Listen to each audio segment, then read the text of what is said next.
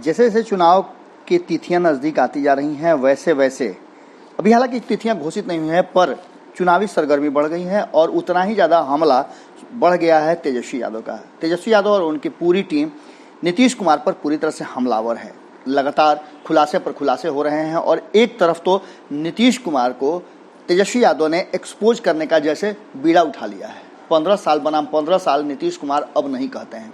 अब नहीं नीतीश कुमार इस बात का चर्चा करते हैं कि 15 साल पहले क्या हुआ, क्योंकि उन्हें बार बार अब जवाब देना पड़ेगा कि उन्होंने 15 साल में क्या किया। क्योंकि कोरोना संकट के दौरान जिस तरह से नीतीश कुमार और उनकी सरकार पिछले 15 सालों के काम का दुहाई देते हुए एक्सपोज हुई है, उसे लेकर के तेजस्वी यादव पूरी तरह से हमलावर हैं। जैसा कि आप सभी जानते हैं कि तेजस्वी यादव और नीतीश कुमार में सामने सामने अब तक भिड़ंत नजर आ रही है और इस बीच में अभी तक कोई नहीं है।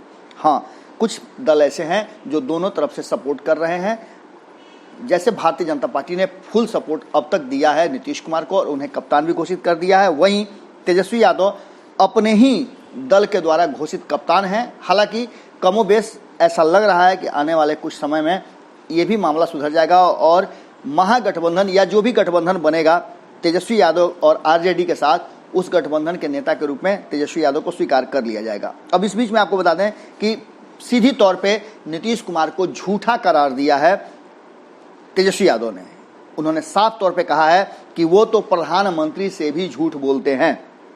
सीधे तौर पे आरोप लगाते हुए उन्होंने ट्वीट किया है कि हमने शुरू से ही आगाह किया कि जांच की गति और दायरा बढ़ाया जाए। सीएम ने वादा किया था कि 10,000 जांच प्रतिदिन किए जाएंगे। कुछ हफ्ते पहले पीएम को 20,000 जांच करने का भरोसा भी दिलाया था। हकीकत यह है कि बिहार जैसे प्रदेश में आज भी औसतन 5,000 से भी कम लोगों का जांच हो रहा है।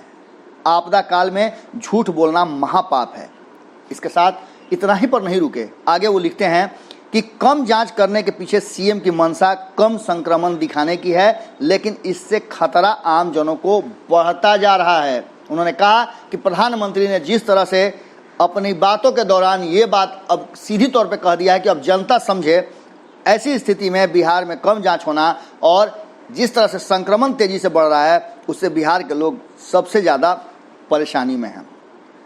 आंकड़ों की बाजीगरी कर रहे हैं नीतीश कुमार और सरकार वास्तविकता को छुपा रही है, लेकिन विस्फोटक होती स्थिति को काबू करने का कोई उपाय बिहार सरकार के पास नहीं है। कुल जांच में पॉजिटिव मरीजों का प्रतिशत 4.48 है, जो कि खतरे के निशान से बिल्कुल मैच करता है। ऐसी स्थिति में नीतीश कुमार क्यों झूठ बोल रहे हैं, ये हमारी समझ से भी बाहर है। साफ तौर पे तेजस्वी यादव ने लिखा है कि कोरोना काल में देश की सबसे अक्षम बिहार सरकार 12 करोड़ बिहारियों के स्वास्थ्य के साथ खिलवाड़ कर रही है। 4 महीने बाद भी बिहार कोरोना जांच में सबसे पीछे है। संक्रमण बहुत तेजी से बढ़ रहा है। कोई नया कोविड अस्पताल नहीं बन पाया, न ही रैंडम सैंपलिंग हो रही है जिससे कि कोरोना के मरीजों का पता चल सके।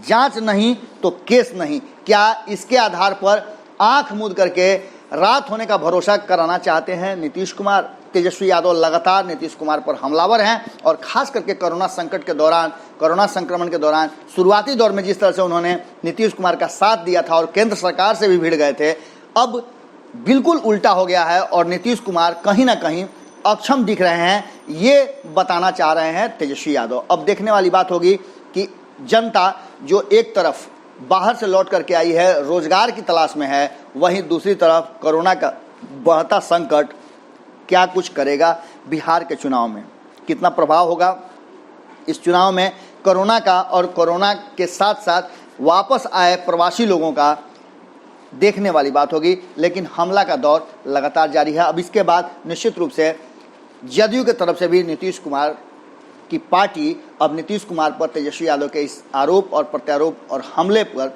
कहीं ना कहीं हमलावर होगी और देखते रहिए कि क्या कुछ जवाब आता है जदयू की तरफ से, क्योंकि जदयू के प्रवक्ता और पार्टी के जो हार्डकोर नेता हैं वो तेजस्वी यादव के हर एक्टिविटी पर नज़र बनाए हुए हैं और जवाब जम कर दे रहे हैं। जुड़े रहें भारत लाइव के साथ, खबरों का सिलसिला लगातार जारी है। नमस्कार। बढ़ाएं अपना कदम सक्सेस की ओर शिखर करियर इंस्टीट्यूट के साथ। शिखर करियर इंस्टीट्यूट पूर्वी भारत में एकमात्र कोचिंग संस्थान जो एक्सक्लूसिवली है मेडिकल एंट्रेंस एग्जाम के लिए।